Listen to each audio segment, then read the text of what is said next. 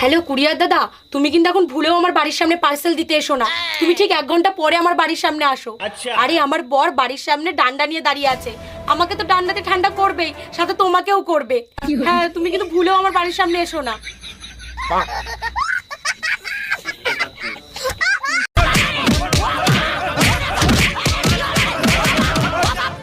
ও বাবা, বাবা গো, ওরা কি আমায় মার্ডার করতে চেয়েছিল?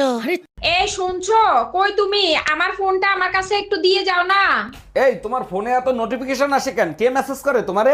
সকালে একটা ছবি পোস্ট করছিলাম, সবাই কমেন্ট করতেছে কি খাইয়া এত সুন্দর হইলি। উত্তর দিয়ে দাও, সকালে স্বামীর মাথা খাই, সারাদিন স্বামীর রক্ত খাই। শোনো বৌমা, তুমি কিন্তু আমাদের বাড়ির বৌমা না, তুমি কিন্তু আমাদের বাড়ির মেয়ে। আর শোনো, আমাকে শাশুড়ি মা না, আমাকে নিজের মা মনে করো। আর আমাকেও শ্বশুর বাবার কোনো দরকার নেই, আমাকেও নিজের বাবার মতো মনে করবে। ও বাবা, ও মা, ওই দেখো দাদা চলে এসেছে।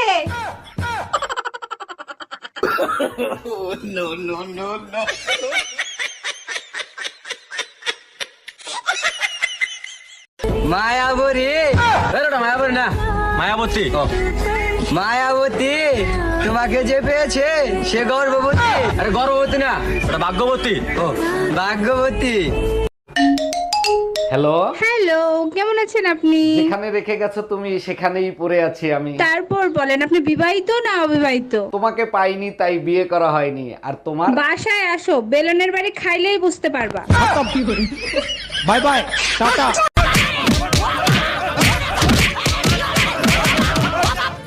ও বাবা, বাবা গো, ওরা কি আমায় মার্ডার করতে চেয়েছিল? আজ 5 বছর পর আমার স্বামী বিদেশ থেকে ঘরে ফিরবে। লালি, আরে লালি, চোখ বেঁধে রেখেছো কেন? তুমি যেদিন থেকে বাইরে গেছো আমি সেদিন থেকেই চোখ বন্ধ করে রেখেছি। তার মানে 5 বছর চোখ বন্ধ করে রেখেছো? কিন্তু কেন লালি? স্ত্রীর চোখ শুধু স্বামীকেই দেখার জন্য, এই চোখ দিয়ে অন্য পুরুষকে দেখাটা যে পাপ। আরে পাগলি, স্বামীকে যদি মন থেকে ভালোবাসো, অন্য পুরুষকে দেখলেই বাকি। না, অন্য পুরুষকে দেখলে আমার সারা গাহক পা কিরম একটা হয়। লালি, তুমি না সাক্ষাৎ সতী। চলো না একটু ঘরের ভেতরে। আস্তে টেনো না, পেটে বাচ্চা। কি করে? কে? আমি তো 5 বছর বাইরে ছিলাম। বলতে পারবো না গো, আমি তো চোখে দেখি না।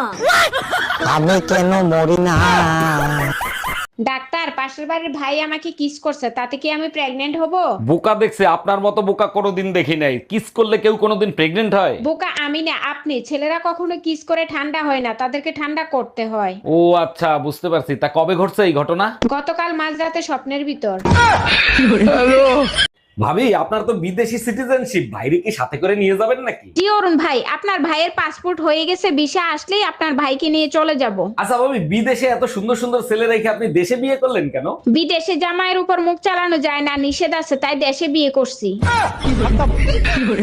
তোর বাড়ি ছাইরে আমি চলে গেলাম, খবরদার মনের ভুলে আমারে ফোন দিবি না। পুরো গরম তোমারে সহ্য করছি শীতের অপেক্ষায়, এখন তুমি আমারে ছাইরা চলে যাবা? তোমার মতো স্বামী সংসার করার থেকে জাহান্নামে থাকা ভালো। তুমি আমারে ছাইরা যাইও না, সামনে শীত আসতেছে, তোমারে ছাড়া থাকতে পারবো না।